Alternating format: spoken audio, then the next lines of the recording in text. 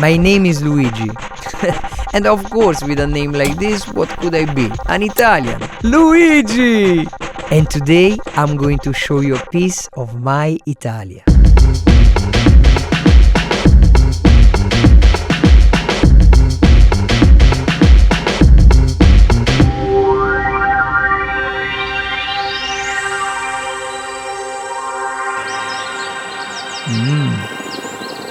Right now I'm getting ready, and then I'm going to accompany you on a journey to Rome and its province. Drinking an espresso in the morning is a big part of the Italian culture. It is the right way to start off the day. And today I will show you places and tell you stories, curiosities, historical events, and I will talk to you about music, traditions, and of course, Italian cuisine.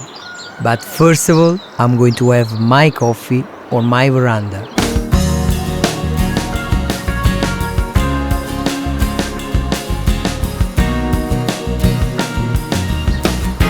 It's time, let's go. Incredible stories usually untold, amazing places that tourists rarely visit, curious traditions unknown to most, historical events not that famous but fascinating. My name is Luigi Scapino, and I will tell you all about a land that I call the country of my roots, but known to the world as Italy. This show is all about it with an all-round view.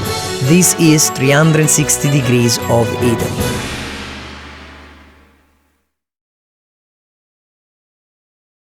A coin, a song, the Roman aqueducts. What do they have in common? To find out, we have to go to the center of the city, where of course we are going to hit a lot of traffic. But I don't care! I have a scooter, and with this scooter I'll be able to pass all the cars on the side, as if there is no traffic at all. Let's go. Consider that I grew up in Italy, and when I was 14 already had my own scooter which I used every day. So I think I know what I'm doing. Oh yeah, I know that's crazy to pass at the side of all the cars stopped in line like that, but that's the way they do it here, and it really makes the difference between reaching the same place in half an hour instead of 2. You know how they say, when in Rome, do as the Romans do. Well, that's true, but if you visit Rome and have no experience riding a scooter in Italy, maybe it is not a good idea to drive like this. I found a parking spot for my scooter and I'm walking to Piazza di Trevi, where the famous Trevi fountain is located. As usual, the place is packed with people from all over the world, and that makes it very difficult to get close to the fountain. You know, I was born in Rome and I have seen this fountain so many times, but I have to tell you, every time I come back here, this beauty just amazes me. The Trevi fountain is the largest of the city and one of the most famous fountains in the world. The Romans were the first to put a fountain on that site 2000 years ago, and since then it has been redesigned and rebuilt with different architectures several times in the course of the centuries. The latest renovation was ordered by Pope Clement XII and was designed by Nicola Salvi, who unfortunately died before its completion. The fountain was then completed by Giuseppe Pannini and was inaugurated in 1762. So, a coin, a song, and the Roman aqueducts. What do they have in common? The Trevi fountain. How? I'm going to tell you right now. The coin, what about it? Well, there is a precise meaning to the action of throwing a coin in the water. The tradition is that while giving your back to the fountain, if you throw a coin with your right hand going over your left shoulder, you will come back to Rome again. So, let's do it.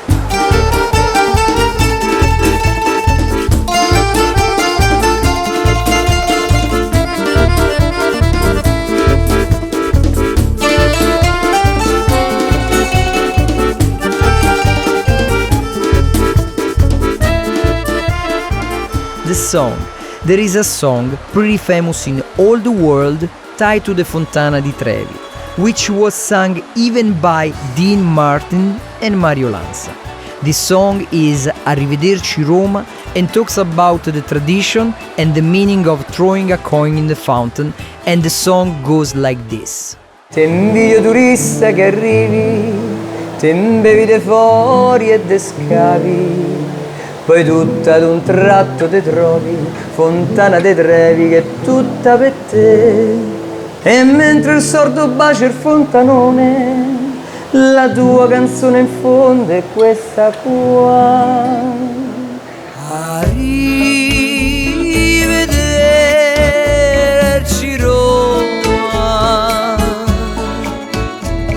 goodbye, goodbye, au revoir. The Roman aqueducts. Where does all of this water come from? It comes from the Virgo Aqueduct, Acquedotto Vergine, one of the oldest aqueducts of Rome. The Virgo Aqueduct was built at the time of the Emperor Augusto. Since its construction in 19 BC, it never stopped supplying water to the city. And still today is supplying water not only to the Trevi fountain, but also to other beautiful fountains like the Fontana della Barcaccia, the Fontana dei Quattro Fiumi, and the Fontana delle Tartarughe.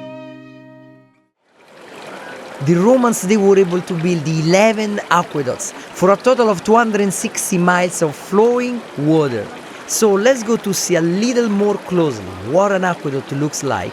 And to do so, we have to go to a place called Parco degli acquedotti, the Park of the Aqueducts. Let's go. You know, in Rome, each stone is a testimony of a piece of history. You can see that there is a breathtaking piece of art in every corner of the city. In fact, if you drive around as I'm doing right now, it is practically impossible not to run into a spectacular monument. Surely an entire week would not be sufficient to check out all we are passing by just in this stretch of a few miles to reach the beginning of the Appian Way. Look, for instance, we just passed by 3 amazing sites: the Colosseo, the Circo Massimo and the Terme di Caracalla.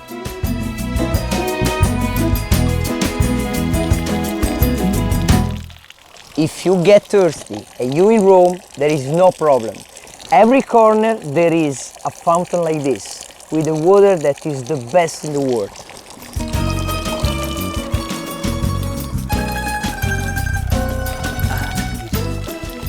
This avenue of trees with these beautiful pines, which are a typical landscape of Rome, will bring us straight to the heart of the Park of the Aqueducts. This amazing scene just on the outskirts of Rome is the Park of the Aqueducts, Parco degli Acquedotti.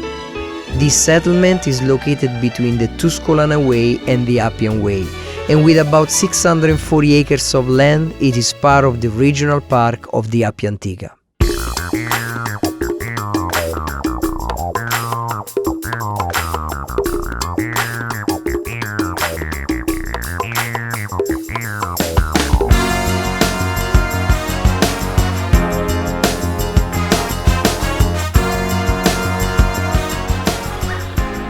In this park, there are 6 of the 11 aqueducts built by the Romans, and 1 built in the Renaissance.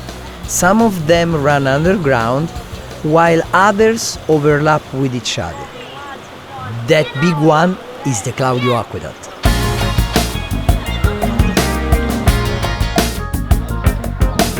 What really is amazing is how the Roman engineers were able to calculate the perfect slope from the spring on the hill to the city, so that they would keep a slow flow of the water, and therefore it would not be an overload of pressure in the city pipelines.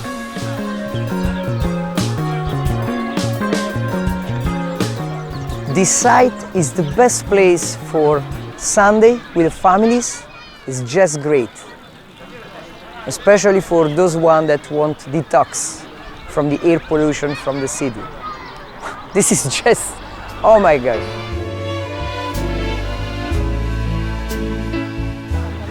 This is the best place to relax and the best place for love.